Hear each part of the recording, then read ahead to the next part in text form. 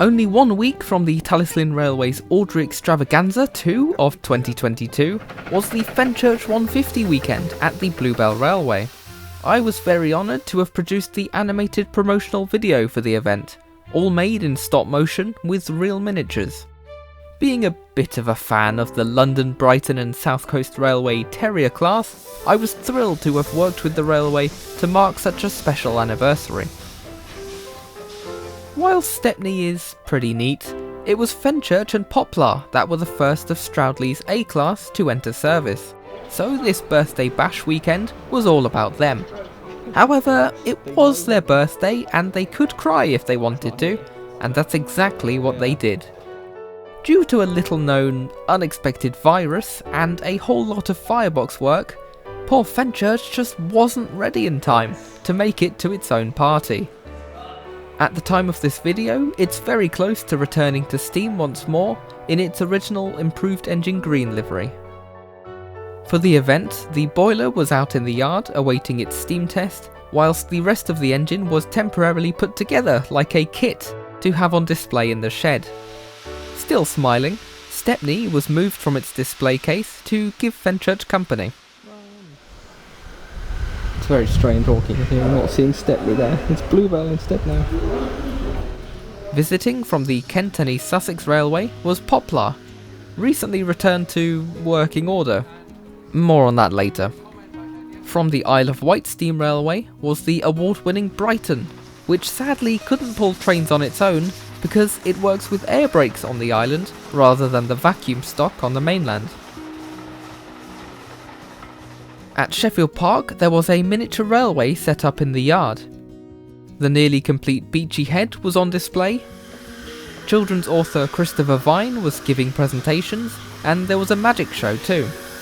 Whilst at Horsted Keynes there was a dog show, because terriers. In the Steamworks part of the shed, I had a little display of the props used to make the advert. Good morning from the Bluebell Railway. Look at this, we've got a stand in the shed. We're not standing in the shed, but we have like a table in the shed. Let me guide you through. So there's the fake Stepney. And there's Captain Baxter and all his friends. And we have a little table showing the models that's used in the advert and just Stepney in general. So yeah, I would say come and say hi, but by the time this video is out, it's all over. You've missed it. I didn't get to see a whole lot of the event because of this, but it was really nice to talk to some of you who came along, and I hope you had a good time. Radio Redhill even stopped by and asked if I'd like to do a 5-minute interview for their Sunday programme. So when it came to actually making the animation, so you made all the trains as well, was it a stop motion animation? That's right, yeah, stop motion. So everything is made with physical models and thousands of pictures, and when they're played really quickly it makes it look like it's motion, like it's, you know, it's actually real, like it's life size. So it takes a lot of patience, as everyone would kind of expect, but it's very satisfying when you get the end result. So. And what was your inspiration to make the film? Basically, I'm just still a child. I've not grown up. I'm just, I still just play trains, but I sort of do it as a living now.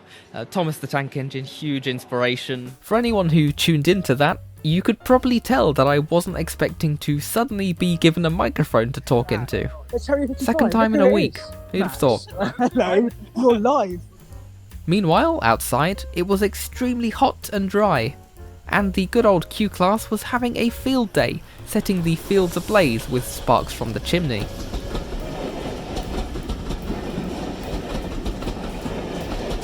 In several places, the loco crews of passing trains had to stop to extinguish fires, and in one case the fire brigade were called to help too. This wasn't long before the steam ban that most railways took to during the drought. Still, could be worse. On its second trip, Poplar threw a strop and bent its motion out of shape, and quickly came to a stop. This left just one terrier at the terrier weekend that was working, but that just happened to be dear old Brighton, who had incompatible brakes, so couldn't take trains without double heading them. It hitched a ride back with the 01, and the 09 shunter had to come up to rescue Poplar. I didn't see any of this, but it was almost difficult to believe what people were telling me as they stopped past the stand. Oh, there's people. Let's film it because he's found a new home.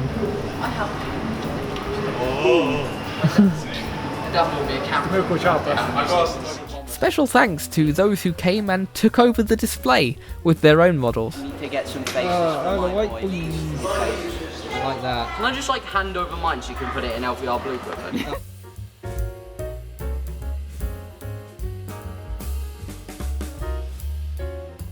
The Unlucky Tug, Peter Sam's Funnel and Mads actually came from all over the world just to say hi to me.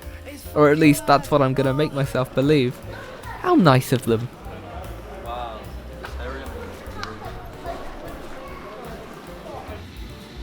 So that was the misfortunate Fenchurch birthday bash, where the engines had the last laugh. Despite everything, it was still a really fun day and I wish I could have stayed for the whole weekend. But I actually had a holiday the very next morning to go to, so that had priority, I'm afraid. Right afterwards, I came back and picked up the models ready to start filming another animation for the railway, this time for their beer festival. So check that out too. Cheers! With the terriers tucked away, now it's time to venture northwards. We made it back! It's been 2 years.